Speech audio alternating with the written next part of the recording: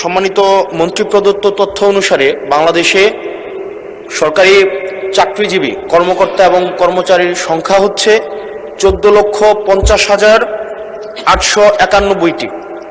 এই 14,50,891টি পরিবারের সর্বশেষ বেতন বৃদ্ধি হয়েছে 2015 সালে, আর বর্তমান হচ্ছে 2026 সাল।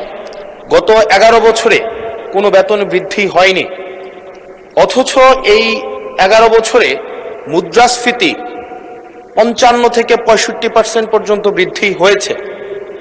মাননীয় মন্ত্রী মহোদয়ের কাছে প্রশ্ন, এই 14,50,891টি যে পরিবার রয়েছে, প্রথম শ্রেণী থেকে চতুর্থ শ্রেণী কর্মকর্তা এবং কর্মচারীদের সরকারি তাদের বেতন বৃদ্ধির জন্য, যদি এটি আপনার মন্ত্রণালয়ের না, আপনারা অর্থ মন্ত্রণালয়ে তাদের বেতন বৃদ্ধির জন্য কোনো প্রস্তাব পাঠাবেন কিনা, এবং এই নিয়ে বর্তমানে আপনাদের প্রণীত যে নীতিটি রয়েছে সেটি আমরা জানতে চাচ্ছি।